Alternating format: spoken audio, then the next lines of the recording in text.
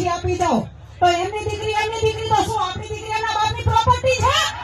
તો નમસ્કાર મિત્રો હમણાં ચૌધરી સમાજની દીકરીને રબારી સમાજના દીકરાએ બંને ભાગીને લગ્ન કર્યા હતા, એટલે કે પ્રેમ લગ્ન કર્યા હતા. એમાં ચૌધરી સમાજની અત્યારે મહાસંમેલન યોજવામાં આવ્યું છે અને તેમાં બધા જ ચૌધરી સમાજના આગેવાનો અને બધા જ યુવાનો બધા ભેગા થયા છે અને એક પછી એક બધા લોકો ભાષણ પણ આપી રહ્યા હતા. અને એમાં એક બેન આવે છે અને ભાષણ આપવા ઉભા થાય છે અને બેન એવું કહે છે કે એ એવું કહેતા હતા કે ગમે તેવો ચમરબંધી છે અને નહીં છોડવામાં આવે, અમારી પહેલા અમારી દીકરી તમને અમને આપી દો. એમની દીકરી છે તો આપણી દીકરી શું એમની પ્રોપર્ટી છે? બેન એવું કહે છે કે આપણી દીકરી છે એમના બાપની પ્રોપર્ટી છે, એવું બેન એવું કહી રહ્યા છે. તો બેન આ કોને કહે છે, કોના માટે લાગુ પડે? કેમ કે આ શબ્દ કોને વાપર્યો હતો એ તો તમને બધાને ખબર જ છે, મારે હવે કહેવાની જરૂર નથી. ત્યારે બધા લોકો જે સ્ટેજ ઉપર ઉભા થઈને બોલ્યા એ બધા રાજકારણ કરવા માટે બોલ્યા હતા, કેમ કે એવું કહી રહ્યા હતા કે 10 દિવસ રાહ જુઓ, 15 દિવસ રાહ જુઓ, પણ આપણે રાહ બીજી બિલકુલ જોવાના નથી. અને આપણે અત્યારે હું ભેગી આવવાનું પોલીસ પ્રોટેક્શન સાથે આપણે જઈએ, તરત જ જઈએ 20 ગાડીઓ તૈયાર કરો અને કોણ કોણ મારી સાથે તૈયાર છે બધા હાથ નીચા કરો, બધા સહમત હોતો. આટલું એટલા માટે જ કહું છું કે મારા સમાજની સેવા કરવી છે અને મારે કોઈ દિવસ ચૂંટણી બીજી લડવી નથી, રાજકારણમાં આવવું નથી. એટલા માટે જ હું ખુલ્લેઆમ કહું છું કે ચાલો બધા આપણે જઈને લઈને જ આવીએ. તો મિત્રો આ બેન વિશે તમારું શું કહેવું છે તમે જરૂરથી કોમેન્ટ કરી દેજો અને જો તમે આપણી ચેનલમાં નવા આવ્યા હો તો ચેનલને સબસ્ક્રાઈબ કરી દેજો અને વિડીયોને લાઈક કરી દેજો.